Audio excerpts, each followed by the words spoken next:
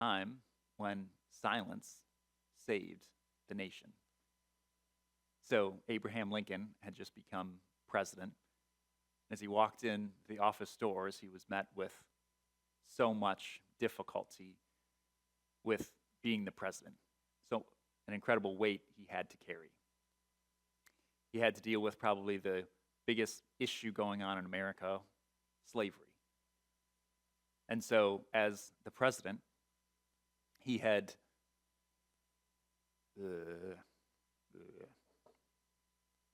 start over.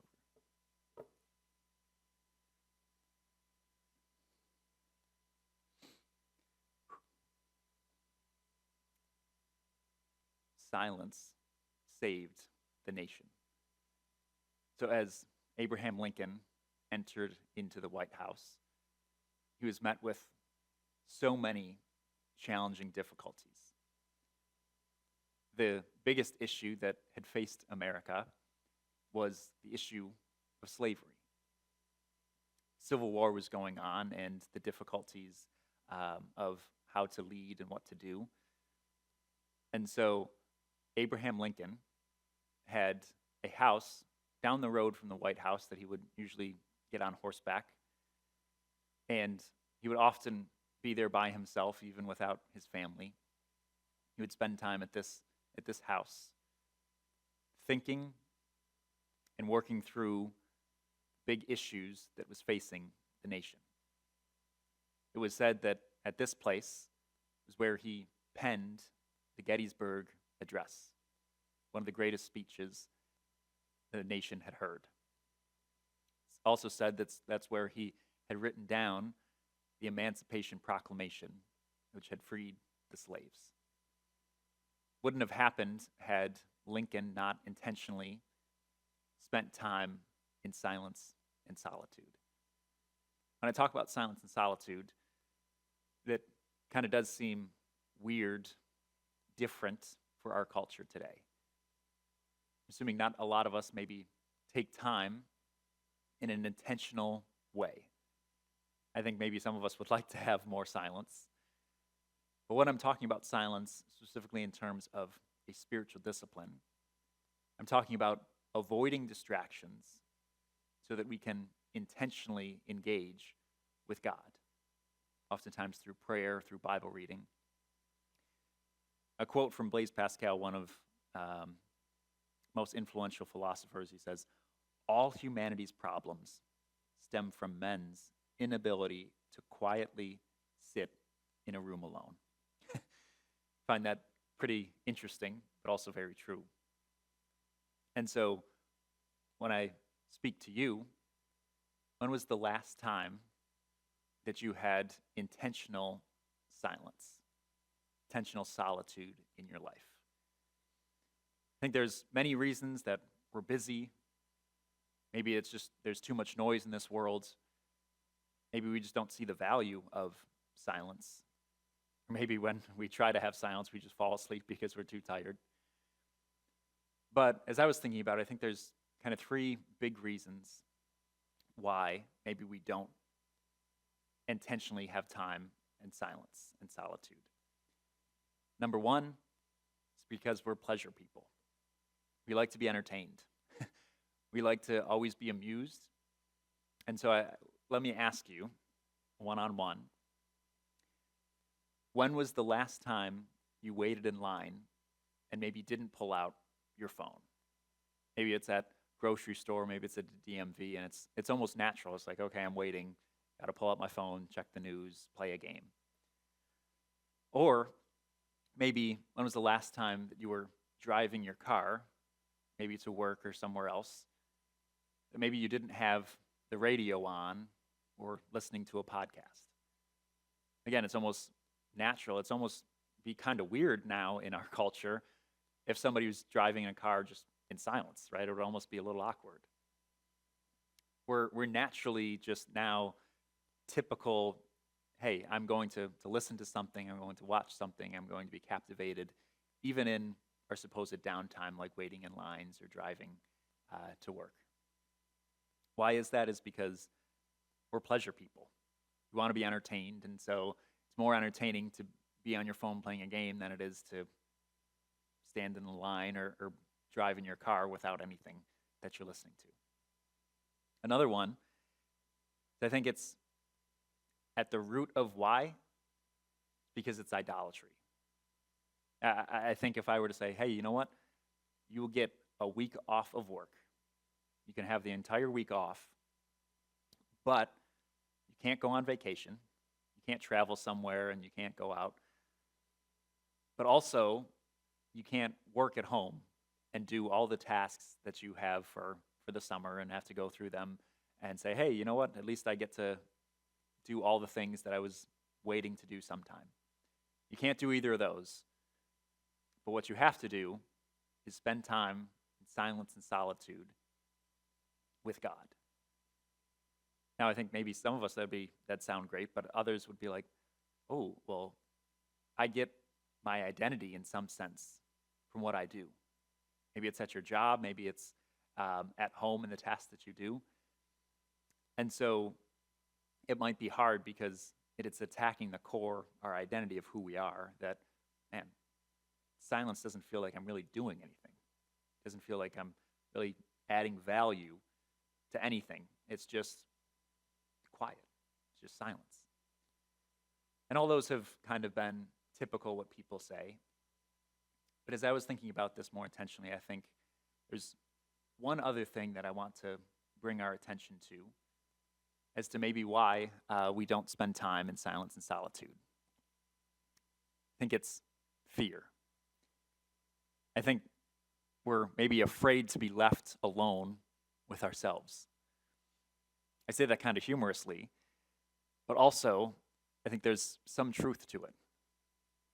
Because when we're by ourselves, that's kind of when things deep down kind of come up to the surface.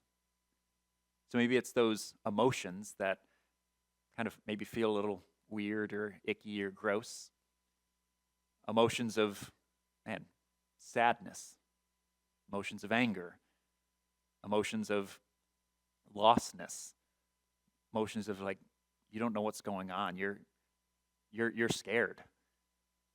And so these emotions maybe come up to the surface.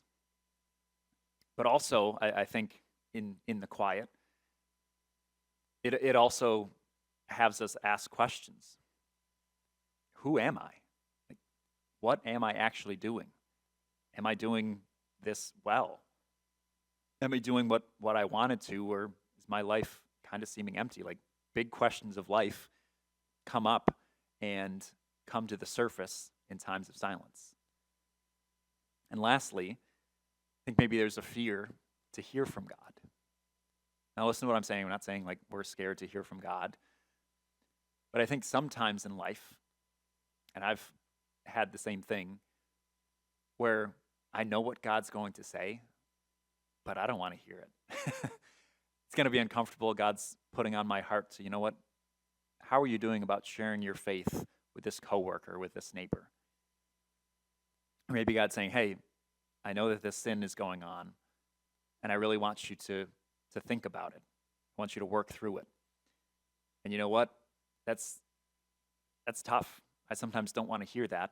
I kind of want to continue going on. And so that's why it's easy to have all the noise drowned out that stuff. It's easy to push that stuff down. So I think sometimes we can be afraid. But I think silence and solitude really is about eliminating distractions so that we can intentionally seek God. So why is this important? Well, one, because Jesus did it. Jesus participated in silence and solitude. Let me give you just a couple of verses. Mark 1:35 says, early morning, Jesus went to have silence and solitude by himself. Luke 6:12-13, he spent all night by himself. It says in 3 verses that he went to a desolate place to pray. It says another time he went to a mountain by the Sea of Galilee. In Luke 22, it says the Garden of Gethsemane, he went with his core disciples, but then he spent time by himself. It also gave reasons why. In Matthew 14:13, it said he went by himself because of the grief he was feeling over the death of John the Baptist. It also says in Luke 6 that when he went to choose his disciples, he spent all night praying and deciding which disciples. So a commentator says, the priority of Jesus' solitude and silence is everywhere in the Gospels. It's how he began his ministry. It's how he made important decisions. It's how he dealt with troubling emotions like grief. It's how he dealt with constant demands of his ministry. It's how he prepared for his death on the cross. And so Jesus himself, there's about 8 or 9, depending on how you look at it, times in which it specifically said Jesus went away by himself, often to pray, really to commune and have fellowship with God. Maybe it was to experience and express grief. Maybe it was dealing with choosing his disciples, decisions that had to be made. But Jesus himself partook in silence and solitude. There's also another passage in the Old Testament I want us to think about. 1 Kings 19, 12 to 13, the story of Elijah. And I'm sure probably most of us are familiar with the story, but Elijah hears whispers and thinks it's Samuel, so he goes running in. But each time Samuel's like, not me, I don't know what you're talking about. Finally, he's like, if you hear it again, it's God. So he's the one talking to you. And so Elijah hears the whisper of God. He hears from God, and it isn't in, as he talks about, it isn't in a tornado or a hurricane or some big booming voice. It's in a whisper.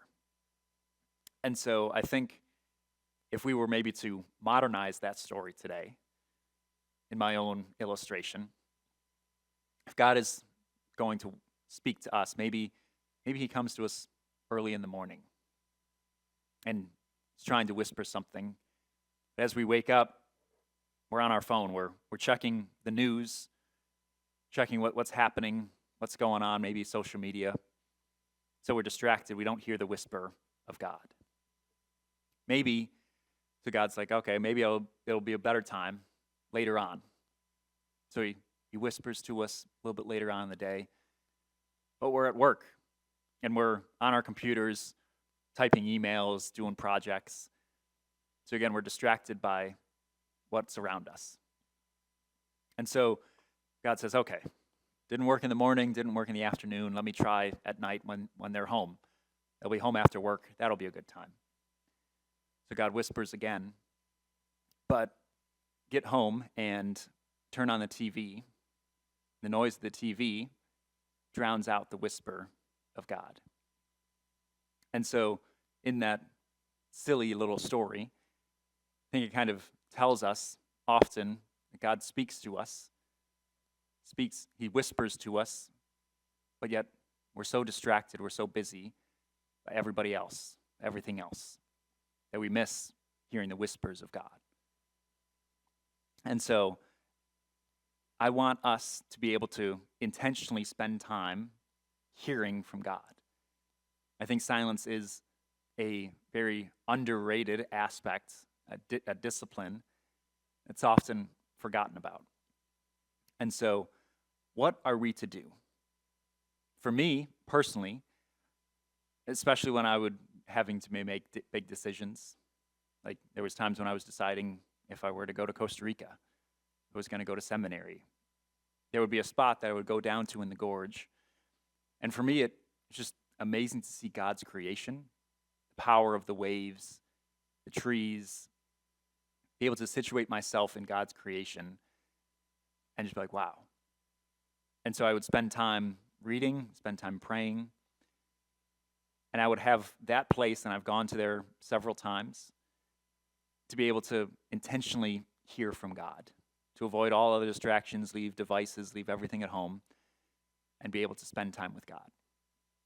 So I'm not saying you have to have a specific place like that. I think there is benefit of being out in nature and experiencing God, as Jesus himself did in desolate places, on mountains, in gardens.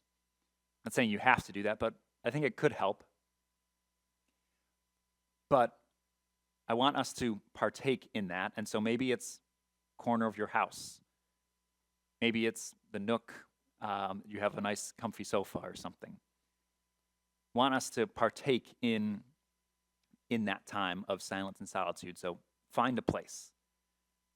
Secondly, want to challenge us and say, want you to spend 2 hours or more listening, praying, hearing, communing with God. Spend that time desiring to hear what it is that God is going to say to us. So I think this is maybe slightly different than maybe your typical devotional. I'm talking about something else. Obviously, I want you to continue reading and having your Bible time. But I think there's a precedent that we can see that it's helpful to have separate time, maybe a chunk of time, and be able to do that. And so maybe you're thinking, well, how am I going to do that? My house is full of crazy kids. How am I supposed to do that? Well, if it fits, maybe have them do that with you. Maybe that's in the corner of your house. Maybe everybody can have a room. Or maybe you can even be creative. Have it be a prayer walk. Bring you and your family out, walk around the town, walk around your house, and pray. On Thursdays, before Kids Club, I try, not always perfect, but I try to come here early to pray around the city of North Tonawanda, around our church, praying for the kids that are going to come, praying for us leaders to have strength that we need to deal with all the kids.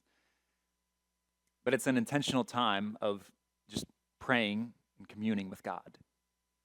So there's many different ways to do it, but try and spend some time intentionally, you and maybe with your family, doing that. And finally, I think it's best to have a plan, best to be prepared when we do it. And so, one, have specific things that you can be praying for. We have in our Church Center app prayer requests. So people often write in prayer requests of personal to them or other people. Maybe you can write down some prayer requests.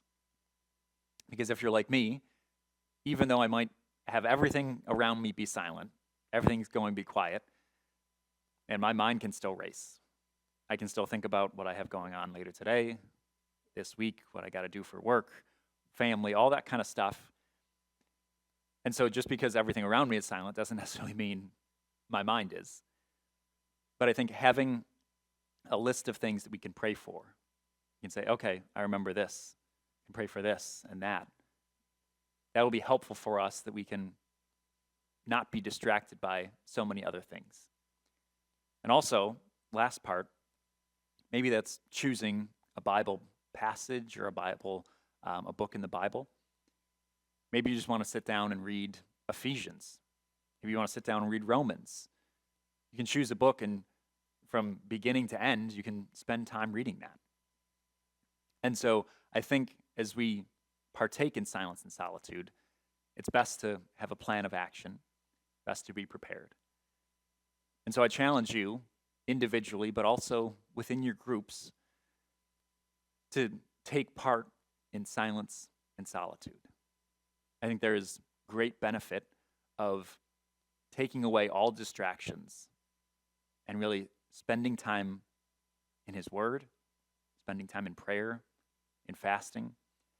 Because as you've seen throughout all of these lessons that we've talked about with spiritual disciplines, they're all intertwined. Like, they're all meant to be together. And it's also not meant to be too difficult. Jesus didn't say you had to have a PhD, you have to be this smart to be able to do these disciplines. Everybody can pray. Everybody can read their Bibles. Everybody can spend time in silence. It really comes to, do you want to? Do we value that? Do we value spending time with God and God alone as worthwhile? So I challenge you to partake in silence. Partake in time where you're just removing these things from your life so that you can intentionally focus on your time with God.